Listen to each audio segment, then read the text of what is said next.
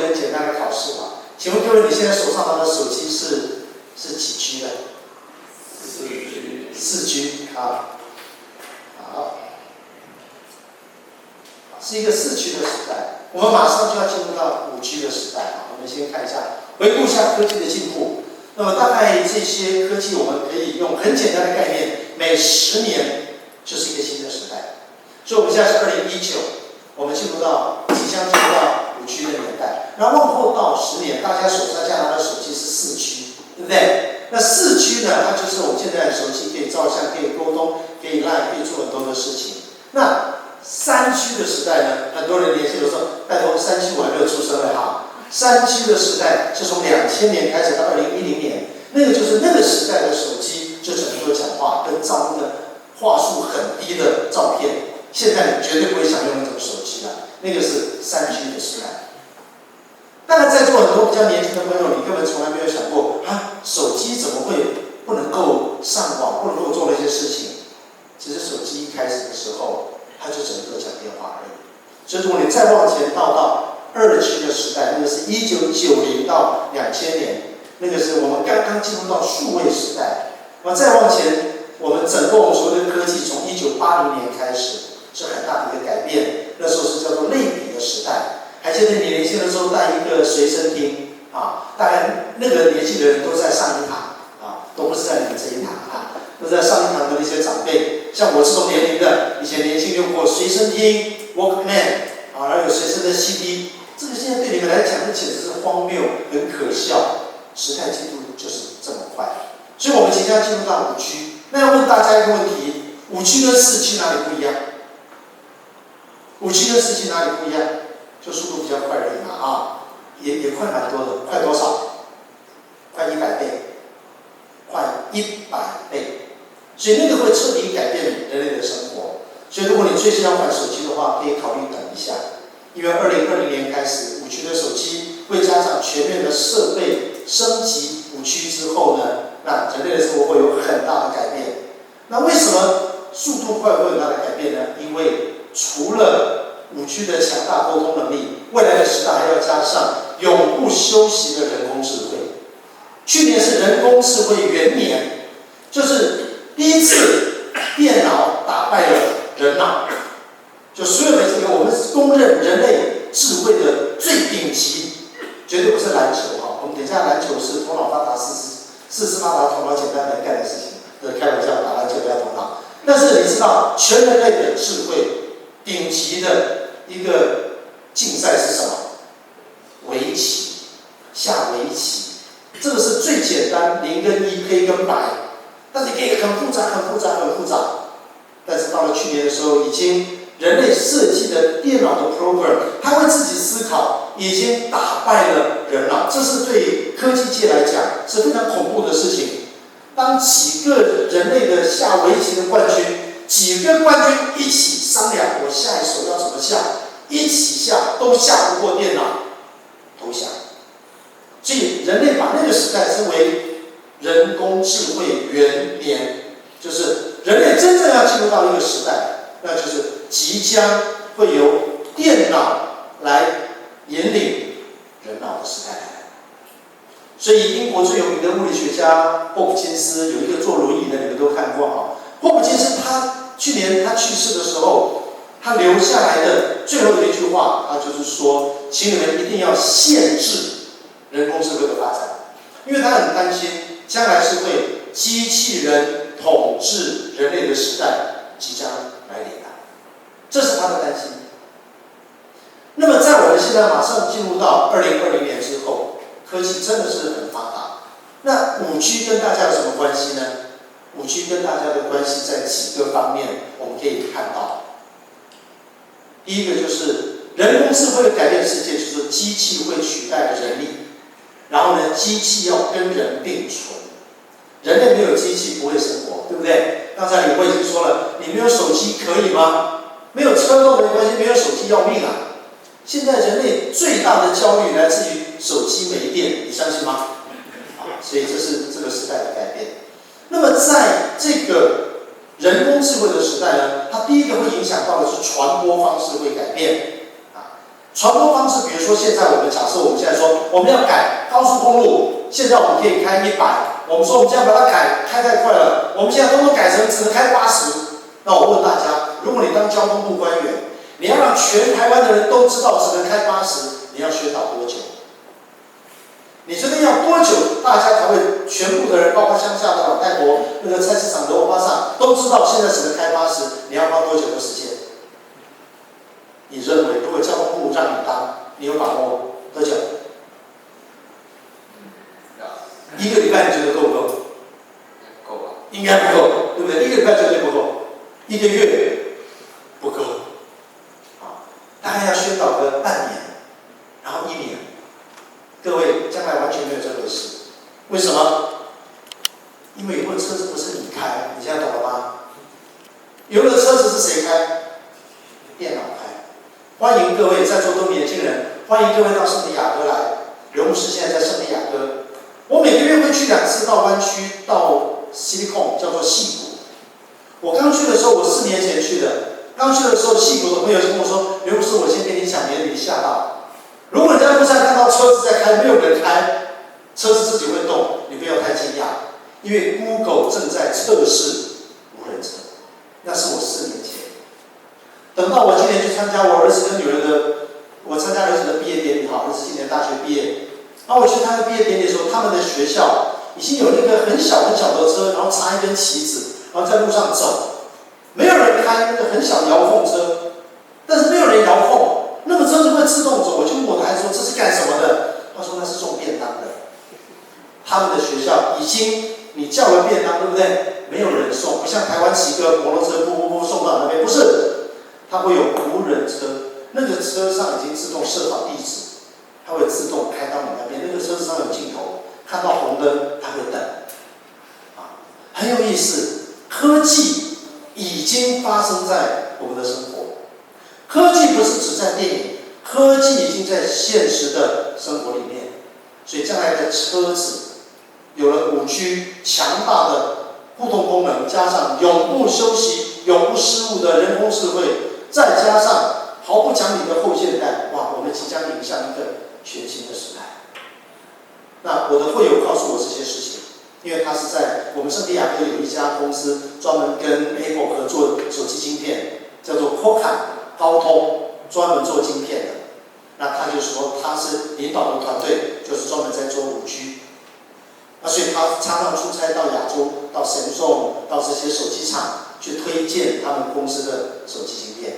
所以他告诉我了，今天我跟你讲的所有这些东西，他就告诉我说，我就说哇，那你现在5G 开发出来，你们的团队可以休息。他说休什么息啊？不是，我们的团队现在干嘛？6G。我马上问他，什么叫6G？ 他告诉我说，牧师，6G 每一个7G、8G， 一直到最后 NG 就是没有人知道，所以全球有能力做到5G 以上的就那几家，我们这几家现在都在拼命的。将来我要定义什么叫6G， 这样你听懂了吗？就是我们现在拼什么？拼谁说的6G 算？所以我们的团队也不知道什么叫做6G， 就每天在那边发想什么叫做6G， 什么叫做6G， 完全用想象力在想。你如果想出一个东西，然后他们会开会，几个公司开会，你丢出来，明天你觉得你们现在技术什么？大家丢出来，最厉害的就由他定义什么叫做6G。我就反过来问他，我说：“那你可不可以告诉我什么叫5G？” 因为我是学中文系，我不是学这个的。他就告诉我，他说我们对5G 的定义，我们业界对5G 的定义非常简单，速度是4G 的100倍，就是你家的水管突然间变100倍大，所以什么东西都可以放进去，快速的流通，所以就不会 lag。所以这个会带来什么样的改变？我们不要讲6G， 光是5G， 大概明年开始会越来越普及。他说我们这个技术研发公司花那么多钱。所以大概要让各行各业用10年赚饱了，6G 才会出现。所以未来10年，从2020年开始到2030年，即将迈入一个5G 的时代。5G 的时代比4G 快100倍，它会带来哪些影响呢？第一，交通。即将带来的人类的改变是，以后的车子都不是人开的。为什么不是人开？你会睡着啊，你知道吗？我开车的时候，我女儿在旁边多紧张啊！因为我们开车的习惯不一样啊。我开车可以吃便当，她就受不了啊。所以这种事情她看得很害怕，以后都没有这种事情了，以后全部都是电脑开。所以，请问回到我刚才的问题，如果今天交通部说我们的限速通通要改成80，请问他宣导多久？1秒，对不对？他只要在电脑改设定改成80，所有的车子都只会开80。以后的生活是什么？车子真的是很贵，你没有发现吗？你买一个车子很贵，你们将来毕业以后要买一部车很难了，贵得不得了。可是买回家以后呢，一天是用2次，哪2次？上班有下班，其他时间从你家车库放到公司车库。你家车库要不要缴钱？车位贵不贵？贵。去上班的地方停车要不要缴钱？要。然后开车还要有油钱，还要保险费，所以开车太贵了，一点都不划算。将来的时代不是，将来的时代没有停车位，没有车库，所有的车都停在外面的马路上。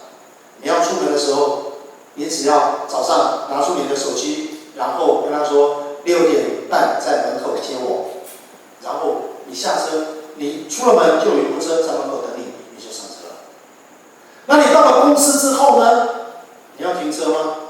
当然不用停车，那个车子会自己开去停，对不对？因为它是人工智慧，而且它是太阳能，所以你也不用插电。像我家现在有电车，我还要每天帮它充电，多笨啊！人家是人工智慧，以后车子会自己出去晒太阳，还要你充电，时代改变了。所以将来我们的生活太方便了，不用停车，这个车也不会去停的，因为他把你送去公司以后，下一个客人早就已经呼唤他了，他又要到附近带另外一个客人，再送他去某一个地方，所以将来所有的车辆都是属于市政府的。我们只要使用者付费，像 U-Bike 这样一扫。你就车子就来给你开，无人驾驶车的时代来临。那车子跟车之间就比较不会发生车祸，因为车子跟车之间会互相联络，它也会由电脑计算最近的路。现在 GPS 有一个麻烦，全世界人都用 Google， 这条路没塞车，所有人都跑这条路，本来没塞车，因为你去了它就塞了。将来5G 之后，联络的速度、计算能力非常快。它会马上找出一条替代道路，而且这些车辆会自动分流，你走这条，他走那条，这是一个全新的时代。所以5G 加上人工智慧，第一个改变我们的交通，那这个影响很大。尤其如果你到美国来的话，现在我欢迎你来美国，但是现在来有一个很大的麻烦，我一定要问你，我不是问你有没有钱，我要问你会不会开车。如果你到美国来不会开车，你非常麻烦的。美国没有什么捷运啊，没有什么这些公车啊，没有。美国因为它很大，一定要自己开车。那你要自己开车，保险所有的费用，因为你不知道美国的规则，所以如果你现在到美国来，你有很大的困难。但是很快的，这个问题就不存在了。以后你到世界各国去，交通都不再是问题，因为都是电脑把你带到不同的地方，所以它改变了交通，改变了旅游，改变了人的生活方式。同时在改变了医疗，很多的医疗现在去挂号，你要找一个好医生，以后没有什么好医生，都是电脑帮你开刀，电脑帮你诊断，改变了医疗，它也改变了经济，它也改变了教育，对不对？以后你还读博士吗？以前的教育方式不读就不会，一定要读才会，现在不读也会啊，你只要 Google 问他就好了，任何事情都问你的手机，你读什么博士？教育会改变，职业也会改变，现有的行业大概80%以上，将来都被人工智慧取代了。那请问为什么要发展人工智慧？因为现在的人不结婚，不生小孩，而像我们这一批老家伙，又有生物科技，又活得超级久，老而不死，视为贼。那我们这些老贼，我们活那么老，死不掉。然后我们自己活这么老呢，但是呢又很需要你们服务我们，那你们又不结婚又不生，所以老人一大堆没有小孩，所以我们这些科学家就发现，我们靠你们啊，算了。谁啊？靠机器人。所以我们就发展人工智慧。我们希望将来由人工智慧来服务我们，这是将来的一个趋势然后休闲娱乐也改变了，对不对？有了人工智慧之后，像我很喜欢打篮球，你们中间很喜欢打篮球，我们等一下就要打篮球了问大家一个问题以后有了5G 之后，所有的现场的转播都是3D 的，然后你在家只要戴一个 VR 虚拟实境的眼镜，你就等于坐在第一排看 NBA， 几乎一模一样。现在不一样，因为现在的录影的设备是平面的，它不是3D 立体，它不是360度。但以后都会这样，所以它每一次球赛传输的data量非常大，一定要5G 的水管100倍才有办法传输，不会 lag。让你在现场不管看球赛、看听讲道、看演唱会，都是跟现场一样。好，那问题来了，还有人去 NBA 看现场吗？有没有想过这个问题？这个对我们的休闲娱乐很大的影响所以以后是 NBA 球员自己在那边打，旁边都没人，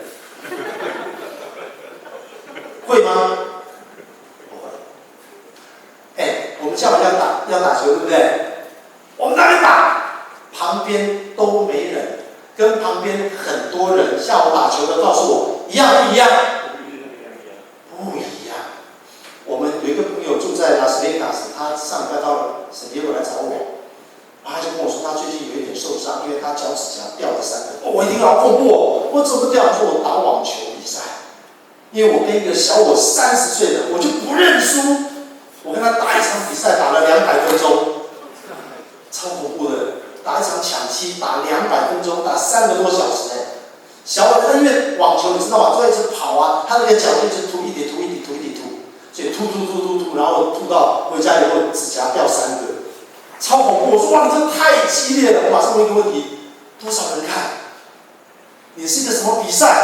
他说只有他女朋友在看。我心想，说你给他整笑只有他们没有看你需要拼成这样，还一副说什么我都不认输，我还以为什么温布多呢？我还以为什么东西就你们2个打，他女朋友看，你有必要打成这样吗？这太好笑了吧完全就是以后你们老了就知道，到了一个年龄就不认了，你知道吗？看到年轻人就特想打爆你，那你下回你就知道了。开玩笑的我告诉你，回到我们 NBA 主题，我告诉你，不但多，而且人爆多。好，那我先问另外一个问题，请问你知不知道 NBA 像今年你们如果篮球迷都知道金州勇士嘛？金州勇士主场第一排可以跟那个 Curry high five， 一张票多少钱？有没有行情？来，各位篮球迷，穿那个的，来多少钱？随便讲，美金1500坐哪里？1500，请你戴望远镜坐楼上。第一排35万美金，35万可以买一栋房子了。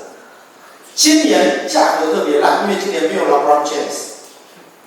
像去年是金州勇士对 LeBron James 的时候，那个位置是70万，一张票看一场球，7乘以30，2100万。当场看一场球，你一栋房子就没有了。卖一栋房子看一场球，谁会干这种事？你疯了！那我问大家一个问题：现在不一样嘛以后不一样。请问以后的票价涨还是跌？3、2、1，来，涨。赞成会涨的举手。好，情况下，其他都认为会跌会涨。为什么会涨？很奇怪，对不对？很奇怪的逻辑为什么会涨？我在家看跟现场看都一样，那现场一定是跌嘛？我跟你讲，保证涨，而且涨到你永远都追不到，比现在更恐怖。为什么？我先岔开一个话题。名牌包包永远有人要，对不对？请问名牌包包不管是 LV 啦、GUCCI 啦，所有的这些名牌，听好请问一个包包或者眼镜，它的品质一定比 Robenton 就是路边摊好吗？一定吗？不一定。为什么不一定？哎呦，你都不知道我小时候我妈坐后面啊。小时候我妈去菜市场买，这个是名牌的，名牌的。我们都喜欢穿名牌啊，我们都不穿，为什么？那是鳄鱼的，为什么不穿？因为人家的鳄鱼头朝这边，我妈买的鳄鱼头朝那边，那叫山寨版啊。所以呢，你是 LV 的，但是你阿嬷拿来的包包你都不想拿，因为那是 LU 的，这就是仿冒啊。其实很多仿冒，它是为原厂代工，它是不可以打那个 logo 而已嘛。所以我们以前的 Nike 也是勾这样，你知道很多我们小时候很多 Nike 是勾这样的，是仿冒的嘛。所以名牌不一定品质一定好，这是迷思。名牌的东西不见得一定比较好。什么叫名牌？今天给你一个正确的观念，不管是欧美的名牌、意大利名牌、什么日本名牌，任何哪一个国家的名牌，任何的牌子，翻译成中文只有4个字。你背一个名牌包包出去，翻成中文是什么牌子？什么意思？4个字叫做“你买不起”，这就是名牌。名牌就是在炫耀，你买不起，我买得起。好不好不管，它贵到你买不起，只有我买得起。回到 NBA， 当你跟朋友说：“你有没有看金州勇士比赛？”有啊，哇！现在那个 VR 好真哦。人家讲，大家说：“啊，我在现场。”请问谁赢了？他赢了，他在现场。为什么他赢了？因为现场一张票已经涨到100万美金，你永远不会去，听懂了吗？你永远不会去，所以去过的人他就赢你，这叫做名牌思维。你一辈子你都不可能去看。那为什么你可以去？哇，你花钱买的 ，no， 厂商送我的，这叫做商业操作。以后这些很贵的票，只有大财团在经济的 M 型化，你买不起。可是对有钱人来讲，这算什么？他买得起，而且他这个东西可以报公司的账，送给客户。当你拿到一张票，什么带去喝酒，那算什么？谁不会去喝酒啊？可是当你手上有一张 NBA 总冠军赛的门票，你在现场看，你知道你可以在你朋友圈当中吹多久吗？你知道你在你的 IG， 在你的 Facebook 上，你 po 我在现场，底下按赞几万人啊！因为你在现场是他10辈子都达不到的经验。虽然你说我戴个眼镜看到的跟你一样，但是对不起，不一样就是不一样。你在那欢呼耶耶耶，眼镜拿掉，他们在客厅。我告诉你，不要骗人了。所以，我们的休闲娱乐将来会有很大的改变。名牌，人心那种渴望我跟人家不一样的心态，会在5G 的时代更明显。而因为这样，所以绝对会改变政治，绝对。当很多人觉得我的工作都被人工智慧取代了，我的价值在哪里？我们这几年，我几年前离开了台湾到海外去，最大的差别就是海外的每一个工作都很有社会地位，他除草，他的收入也很高，每一个人都有他的价值。可是到了人工智慧的时代，都不需要你了，都不需要你了。现在你当快递也很需要啊。因为一定要有人去送啊，所以你找到这个工作，你就有价值。以后人工智慧，你发现我没有新的工作，你没有价值。这时候，你要不要投票给一个人，恢复美国的光荣？你要不要把票投给他？因为他说，凭什么这样子？我们打倒财团，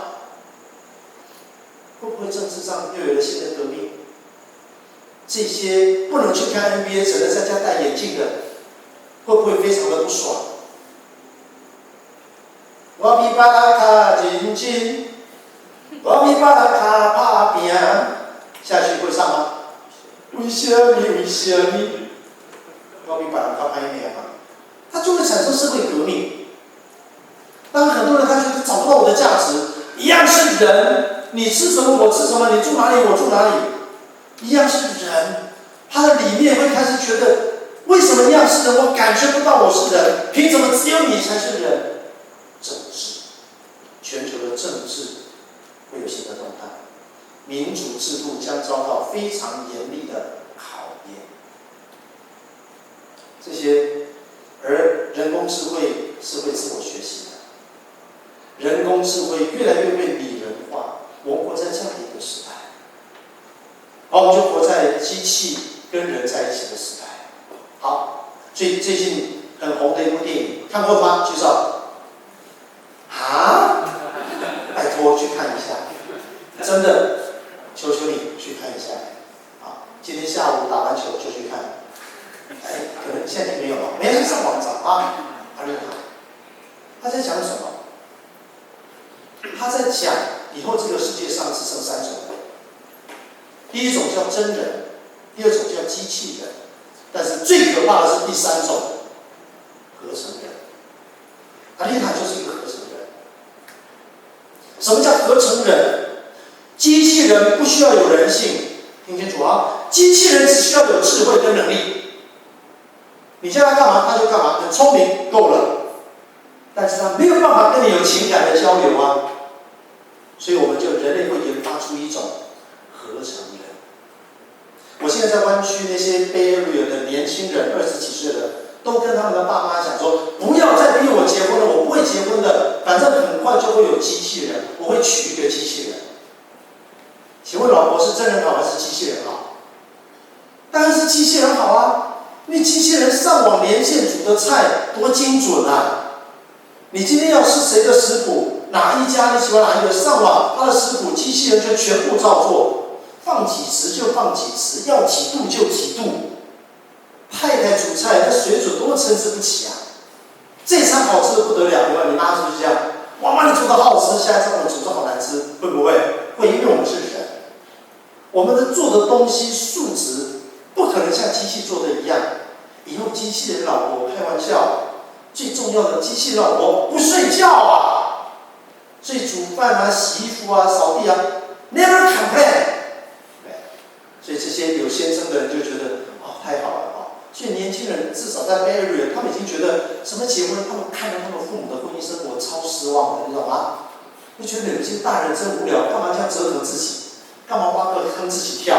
啊，这个我们将来有机器人，什么都搞定了嘛。将来的机器人不是机器人，是合成人。阿丽塔，他就在描述这个人的脑袋可以把人类所有的情感思维都输进去。你跟他生活在一起，你会完全感觉到他就是一个真人，因为他里面的他的所有的情绪反应都是 copy 某一个人的 data 放进去的。那当然也可以他自己 create 一个新的生活经验。啊，我今天没有时间跟你们讲那么多。我知道呢，软体公司现在就是在做防盗，因为将来很多电脑上的身份通通是假的，那张照片也是假的，它不是盗你的身份，那个是电脑自己画出一个世界上不存在的人。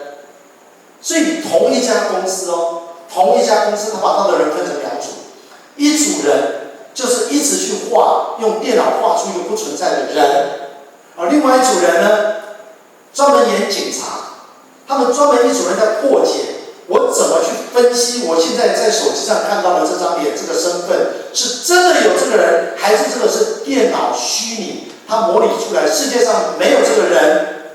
你们有兴趣自己上网查，它会让你训练，它会出现2张图片，然后问你哪一张是真的，哪一张是电脑画的。比如说这个人，请问是真人还是电脑画的？电脑画的嘛，很容易看出来，对不对？好，他故意的，他就画的让你觉得好像是真的，但是又没有那么假。这是电脑画的，当然这个他是故意画的，没有那么像哦。那现在就是很多的软体公司在开发，那个电脑会自己 create 一张脸，尽量让你看不出来它是假的，因为这样它可以申请信用卡，它可以做很多事情啊，给他完全伪造的身份，世界上没有这个人。而同一家公司的另一组人马，专门在研究我们怎么写一个软体，他会找到破绽，因为我就要想你们这个软体怎么写的，我要怎么找出我写的软体专门是破解。就像有人是专门做病毒，有人专门在解毒，永远在 fighting。同一家公司两组人，黑白都他在当，所有的技术在他的手里，这是未来的时代。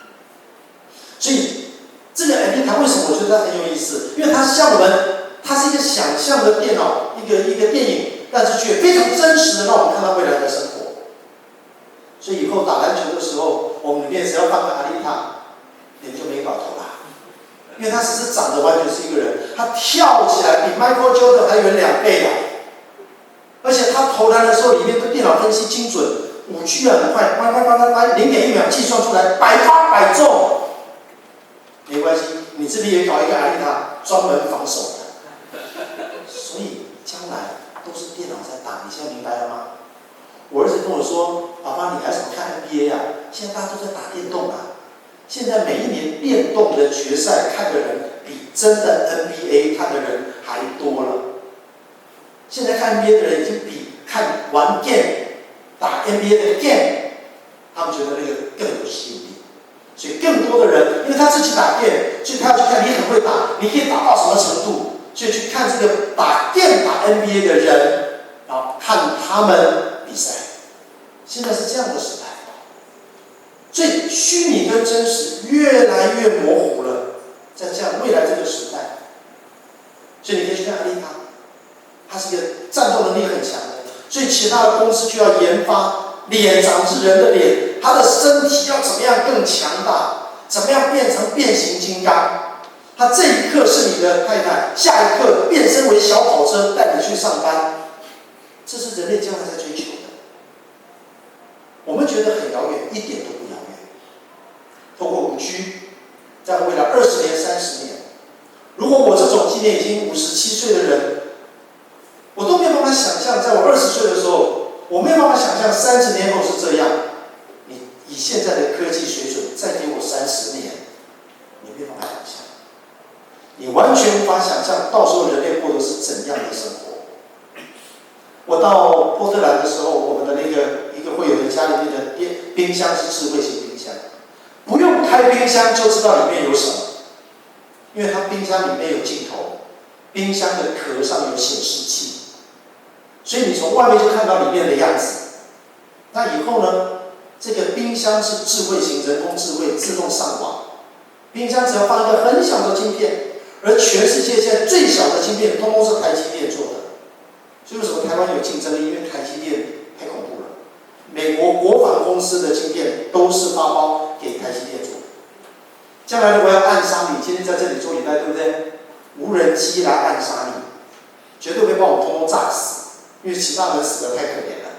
尤其是万一里面有一个是我的朋友，我要杀的是我的敌人，两个在那边开高峰会议，我只要杀一个人的时候怎么办？精准，他的计算能力超强。精准到那个无人机过来的时候，他只杀你绝对不会杀到你隔壁的人。但是那个飞机，它高速冲过来，发射一颗子弹，让你一枪毙命的同时，它发射完以后，它可能会坠毁。它一坠毁，我们全部人都死光。所以它必须要计算到很靠近的时候，发射一颗近距离，让你致命。这个飞机要立刻爬升。这个技术上可以。但是人类做不到，因为那个驾驶员在那么快的速度，忽然之间拉升，他的脑血管会爆掉，所以怎么办？无人机。将来打仗，你们不用担心打仗，又不会派你去打仗，你跑那么慢，他派你去打仗，又怕热又怕冷。以后都是机器战舰，以后是无人机，以后里面所有的东西都是人工智慧。飞机没有人开，而且飞机跟飞机自己会沟通，仿佛真人，而且比真人更厉害，因为它的计算能力比人脑还强。在人工智慧原来还没有来以前，人脑永远反应比电脑快，我们不信任电脑。到了人工智慧的时代，是电脑不相信人类，他觉得人类那么笨，我才不相信你们嘞！你们人类心情不好就油门一直踩，就乱超车，就乱按喇叭。我们电脑多么的稳定啊！这是未来的时代，会对人类产生很大的影响。以后这个时代会有3种人，可是各位，合成人是人吗？他拥有你一切的情绪，但是他是人吗？所以很有意思啊！最近有一个医学的一个实验，我觉得是需要知道的啊。那个医学的实验是把人的一些思维的 DNA 打到猴子的身上，这是大陆做的一个实验。被全世界骂得要死，因为觉得非常不道德。其实人类现在已经有复制人的能力，可是美国的法令禁止，因为我还没有准备好去迎接复制人。我先问你一个问题：复制人是不是人？你们觉得呢？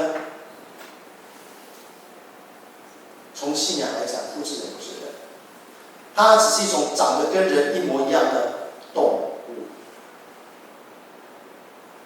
所以他们做这个实验，他把人类的一些东西放到猴子的脑袋，结果那个猴子变聪明了，因为那个猴子被医学上用生物科技，现在什么在老鼠的身上长出一个鸡爪，这个一点都不奇怪，你网络上看很多了吧？生物科技现在都可以控制，用基因控制它嘛，所以将来一只鸡全身都是腿，因为大家都喜欢吃鸡腿嘛，所以一只鸡没有鸡胸，只有鸡腿。这个是在他们技术上来讲，这个不是不可能的事情。大家那么爱吃鸡腿，我们就让一只鸡有10只腿，有什么困难？这个不是难处，跟这鸡用滚的，反正全身都是脚但是你最好不要去看，看你会觉得很恶心，对不对？那是因为你看过真的鸡啊。如果你还是从小看到的鸡就是10只脚，那就不觉得奇怪啊。所以这个人类的历史正在改变。好，那我来讲这个重点。当那只猴子，我们用生物科技，它不是长出一个什么鸡爪，而是我们想知道，如果它跟人类一样会思考，会怎样？实验证明，这是大概应该是1个月以前我看到的新闻。那只猴子疯了。为什么疯了？原因很简单，这只猴子以前不会自我思考那我要先问另外一个问题：猴子知不知道自己是猴子？知不知道？不知道。人知不知道自己是人？知道。人是宇宙中唯一知道自己是谁的。鸡不知道自己是鸡，狗不知道自己是狗。你说那你又不是，你又不是鸡，你又不是狗，你怎么知道它不是鸡，它不是狗？因为如果狗知道它自己是狗，它就有自我意识，它就有自我形象，这样懂吗？人我知道我是人，叫做是自我形象，对不对？因为我知道我是大老板，这叫做自我形象。所以我读了书以后，我是大老板，我就不会蹲在路边跟你吃饭嘛，这样懂了吗？这叫做自我形象嘛。我当然可以蹲着吃饭，我这掉到地上，我也可以伸着头舔，这个行为我做得到，我不会做啊。为什么不做？我有一个自我形象，我是人，而且我是一个高贵的人，我怎么做这种事情？我怎么把自己弄得跟狗一样？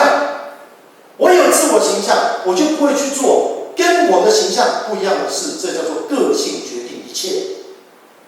讲明白吗 ？OK， 就像我知道我一定会赢你们，不想伤害你们，说一下我就会故意输，这就是性格决定一切一定要记得这句话：性格决定一切。人如果真的知道自己是人，他就不会去做动物做的事。动物如果知道自己是谁，它就会进步。狗如果知道自己是狗，它就会发展出狗的文化。狗有感情哦，对不对？养狗比养儿子好多了嘛，对不对？这个你们现在讲太长，以后你就会懂了但是狗会包粽子吗？狗会赏月吗？它没有文化。没有文化就证明说，它只有动物性活着而已啊。所以你干嘛羡慕鸳鸯？鸳鸯不会外遇，听得懂这句话吗？鸳鸯没有能力外遇啊，它的动物性它就只会这样啊。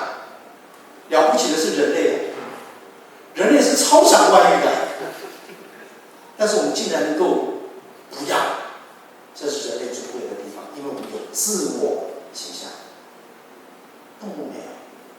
所以很重要的事情哦，你是基督徒，你要知道从创世纪知道上帝创造3种，一种有身体有灵魂，一种有身体没灵魂，一种没身体有灵魂。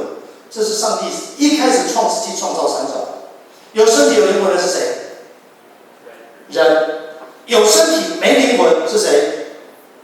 动物。那上帝干嘛创造动物？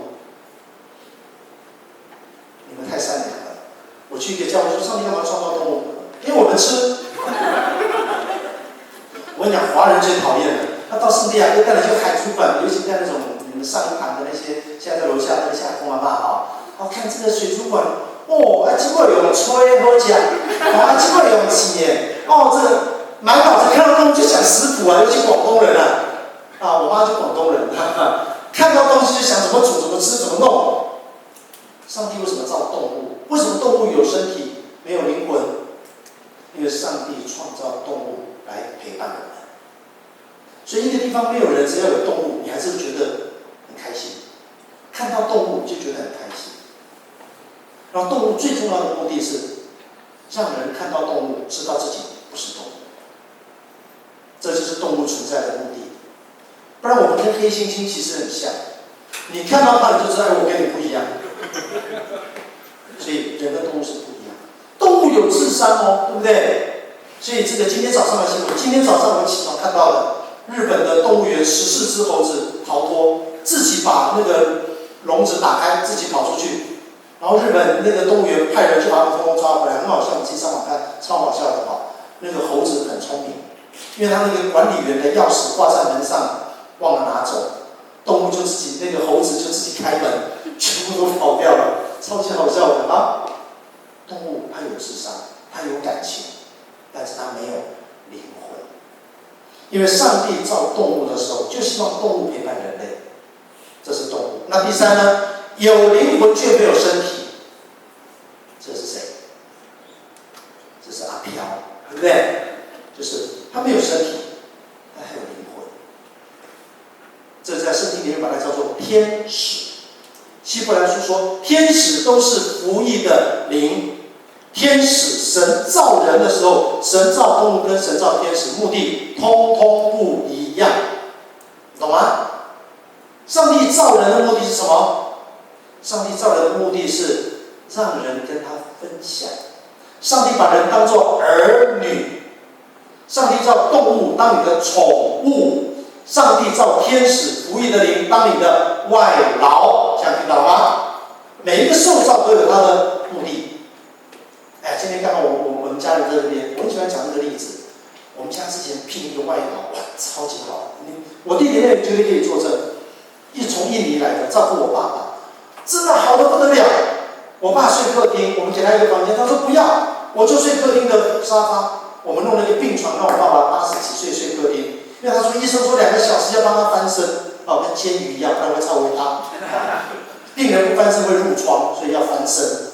他就真的不但照顾他，而且把家里面什么叫一尘不染，就是你全家找不到灰尘。连我妈妈，那个外劳太好又聪明，我妈妈教他做菜，他年轻学得很快好得不得了，又很有礼貌，我们全家都喜欢他。我们家5个小孩都很喜欢他。过年我们就包红包给他，非常感谢他把我爸爸照顾得这么好，我们真的很喜欢他。所以有一天我跟我妈妈商量这件事情，当事人到现在都还不知道。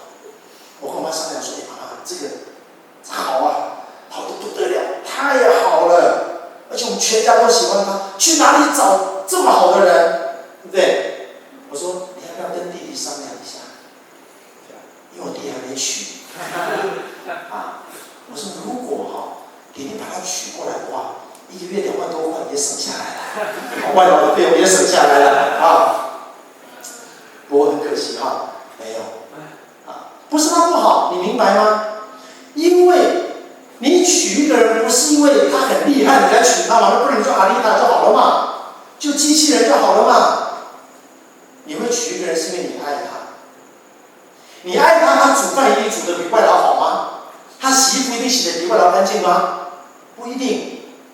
但人就是人，这个人很好，但是我不爱，那就没办法了。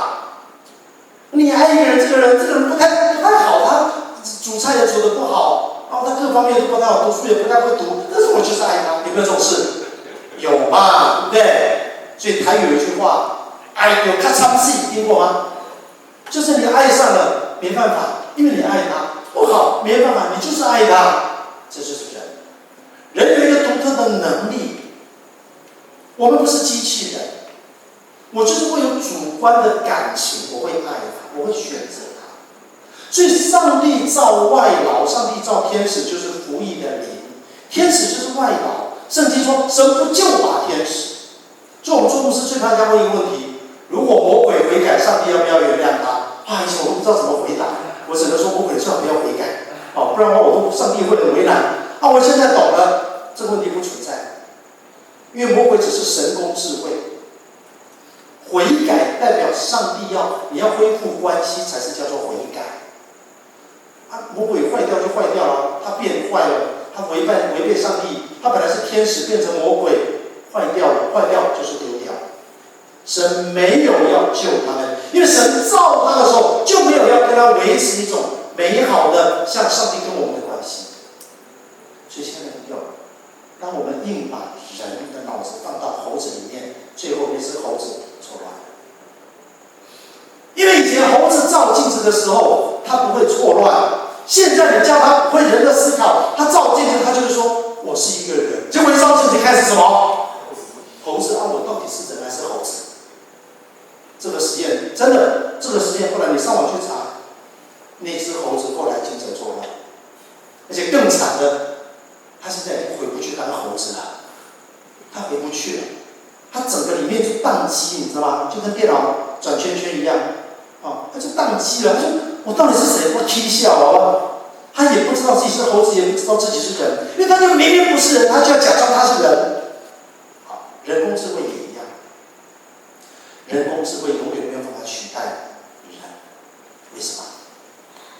如果这个人工智慧聪明到几乎是人，他如果真的拥有人类的聪明，这个安妮塔，他如果真的是有人类的聪明，他照镜子的时候他就疯掉了，因为他照镜子的时候他会知道一件事，其实我不是人。如果他说不会，我照镜子，我就是人，那你就是笨，你不是人自己都不知道，你还以为你自己是人，那就代表那个人工智慧太 low。所以我只是告诉你，机器人永远不能成为真的人。机器人跟人之间的界限在哪里？我们今天没有时间讲这些了好，我们要读诗篇42篇因为时间到了。好，诗篇42篇，我们大家一起来读，请。神啊，我的心切慕你，如鹿切慕溪水。我的心可想神，这是永生神，我及时得朝见神。这是在讲这个事情，叫做我的心。机器人跟人最大的差别是什么？心。人有一颗心，我渴望你。人会渴望跟神有一个好的关系，因为我刚刚说了，神造的3种，你不是动物，你也不是阿飘，你是人，你会很想跟上帝，我的心可想你，这是机器人永远都做不到的。你会想要看到你的女朋友、男朋友，你会想念从你的心发出来的，那是上帝造的。所以亲爱的朋友，你不要当机器人，你是人，你是上帝造的。然后他又说，我昼夜以眼泪当饮食。眼泪就是人跟机器人很大的不同。机器人不会流眼泪。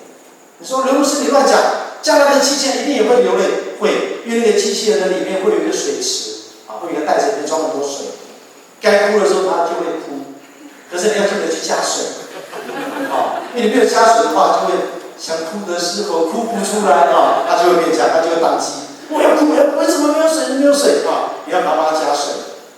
上帝造的人很宝贵，就是眼泪。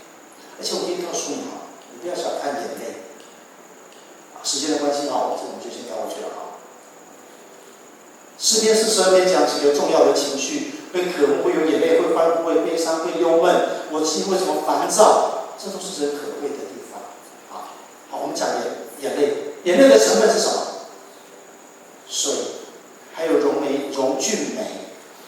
流15分钟的眼泪杀掉95%的细菌，还有什么免疫球、蛋白乳，还有很多，我只写我看得懂的眼泪有什么作用？消毒、滋润。有没有听过干眼症？不会流眼泪的眼睛受不了眼睛很干，你睁不开，你就变瞎子了，很痛苦的。那眼泪还有另外作用，舒压。有压力要怎么办？哭。请问是男生会哭还是女生会哭？女生会哭啊。所以请问谁活得久？你现在懂这个奥秘了吧？全世界的统计，平均寿命女人比较长，答案是什么？那女人会哭啊，女人有不舒服她就哭啊，女人是水做的啊。我们男人哭什么哭？受不了，那么爱哭爱哭，可以不可以哭？不可以哭，我就不哭啊，不喝干嘛？喝酒啊。你们长大就知道了。很想哭的时候不可以哭，那怎么办？如果很难受，我又想哭，不能哭怎么办？喝酒，喝酒。为什么不喝果汁？便宜多了。大家来拼可乐，看谁会喝。我喝一打可乐。没有人这样做啊，喝酒，为什么？因为酒的那种苦涩，那种烧喉咙的感觉，那是眼泪的感觉。所以男人苦闷，不要讲了，走吧。喝酒，喝酒，而且喝什么酒看你的心情。心情普通不好，喝啤酒就可以了。心情超级不好，喝啤酒可以吗？不行，心情恶劣不了，喝啤酒没有意思。要喝什么？威士忌啊，直接喝那种酒精浓度很高的，喝下去。啊，你喝不下去，我喝下去，我是忍住它。所以你听台语歌就写得很清楚嘛。作为一个男人，老婆了解你吗？小孩了解你吗？你都没有上台语歌，只有什么了解我？只有烧酒了解我。只有喝酒，我喝酒的时候那种被了解的感觉，真是有病啊！因为男人不哭。现在朋友，眼泪很宝贵。眼泪可以舒压，让你活久一点。眼泪会促进人际。你哭的时候，跟别人就亲近。任何人的冲突，只要一哭，就化干各为玉帛。问题是我们男人不哭，男人专门让你哭，你有没有发现？啊，我不哭，我就把人家搞哭，我就很厉害。这是男人常做的事情。我们要学习，哭是帮助你人际关系更好。我们从小教育男人不要哭，错，该哭的时候就哭，这才是人。什么时候会哭？难过的时候、痛苦的时候、感动的时候，所以应该常常哭啊。如果你还是不好意思一个人去哭，哭对你非常的好。你如果不哭，你就会把别人弄哭，记得这句话。啊，如果你自己都不哭，总要有人哭，所以如果你不哭，那一定是别人哭。来，最后给大家看一个东西，在明尼苏达的圣保罗的一个拉姆齐医学研究中心啊，很奇妙，他们把一群人放在那边，然后给他们看一部悲剧电影，看到大家都在哭，然后把那个眼泪收集起来，然后去做化验、做研究。同样一群人切洋葱，切洋葱哭不哭？哭。请问看电影比较哭还是洋葱比较哭？洋葱哭啊！洋葱是生理刺激你啊，不感动也要哭啊。请问你，洋葱的眼泪跟看电影的眼泪放在一起，去比较化验，成分一样吗？不一样，很奇妙哎，成分不一样。他们说，看电影的悲伤的那个哭的那个眼泪里面有很多的毒素，因为它把里面悲伤的负面的情绪当一个人很难过的时候，你会生病，你人的身体很奥秘，你会分泌很多不好的东西，那些东西要怎么排出来？眼泪。当你哭的时候，把里面的很多毒素，所以哭在排毒啊，在排毒。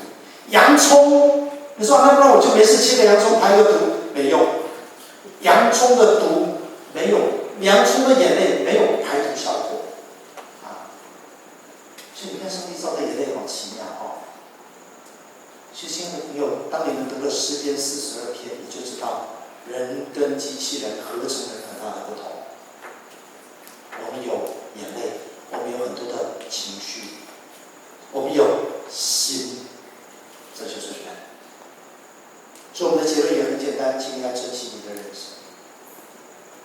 你要很感谢我是人我是真的人将来台上的牧师也是机器人，明白吗？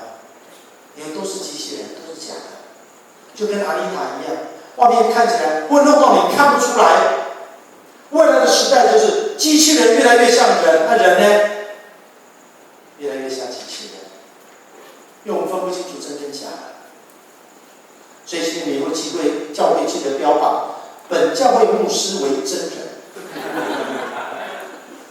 以后真的东西会很值钱。以后你生了孩子，你要自己带。你的孩子跟人家吵架之后，他就会很骄傲说：“你是机器人养大的，我是真人养大的。”你的孩子将来会引以为傲，就是我爸爸是真的，我爸爸是真的，不是机器人养的。虽然看起来都一样你知道吗？看起来都一样，你要让你的孩子知道不一样。我跟真人生活在一起不一样，那你就要问你自己：你是不是真的人？你是不是有心、有情绪、有眼泪？你是不是可以接受失败的人？机器人就是说不准失败嘛，失败就烂机器嘛。机器人就是人工智能，就是只能赢，只能成功，不可以失败。但是真正的人是会失败、会难过、有眼泪，而且有一颗温暖的心，会感动。祝福大家，也恭喜你，你是真人。以后你的生命会有很多看起来一模一样，但是他是阿丽塔。好，感谢主，今天下午打篮球没有阿丽塔，我们都是真人我们就好好的享受我们的比赛。好，我们来祷告。父神，我们感谢你，我是真的。我为我的存在，我为我有眼泪，我有心，我会忧虑，我会有反应，感谢你。求神赐福我们今天所有的朋友，我们都会知道我们跟神的关系，我们会寻求你，我们会渴慕你，我们会渴望将来有一天在天上，我们跟我们所爱的人要跟上帝永远在一起，那是真的。求主充满我们，感动我们，让我们知道生命的宝贵。祷告奉主的名求，阿们。